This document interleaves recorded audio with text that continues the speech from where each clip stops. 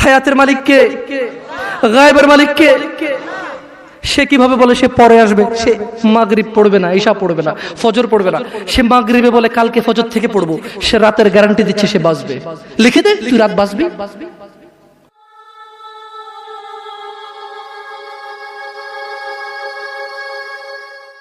যাদের দাড়ি নাই তারা ইনশাআল্লাহ দাড়ি রাখবে, এরকম অনেকবার বলেছে নাকি বলে নাই?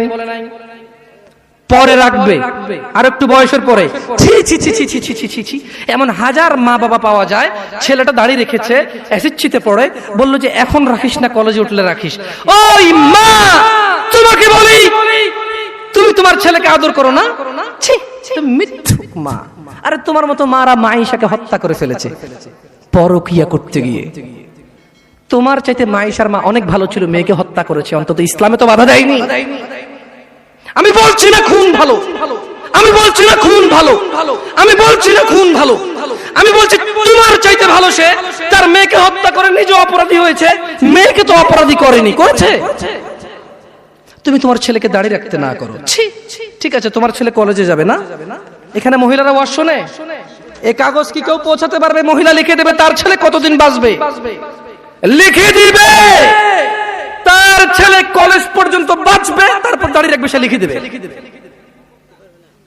কেন? ওর মা তো বললো কলেজে উঠলে রাখবে। তা কিভাবে বললো ওর মা? আপনি বলছেন যে কলেজ পর্যন্ত বাঁচবে কিনা লিখে দিতে পারবে না, তাহলে ওর মা কিভাবে বলে কলেজে উঠলে রাখবে?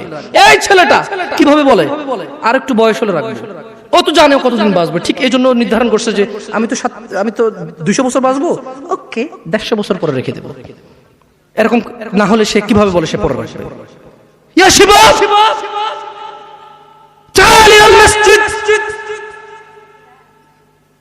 تعال إلى الله جل وعلا। তাকে যখন বলা হয় মসজিদ আসো, সে বলে পরে। লিখে দে কবে কতদিন বাঁচবি রে তুই, লেখ। এই ছেলে লেখ। হাসতেছেন, হাসতেছেন। ইন্না লিল্লাহি ওয়া ইন্না ইলাইহি। সে বলে পরে। তার এই কথাটা মিনিং করে সে জানে সে কতদিন বাঁচবে, তাই সে পরে এক সময় করে এসে দিবে। ইন্না লিল্লাহি ওয়া ইন্না ইলাইহি রাজিউন। কত বড় মারাত্মক কথা। হায়াতের মালিক কে? গায়েবের মালিক কে? সে কিভাবে বলে সে পরে আসবে? সে মাগরিব পড়বে না, ঈশা পড়বে না, ফজর পড়বে না। সে মাগরিবে বলে কালকে ফজর থেকে পড়বো। সে রাতের গ্যারান্টি দিচ্ছে সে বাঁচবে। লিখে দে, তুই রাত বাঁচবি।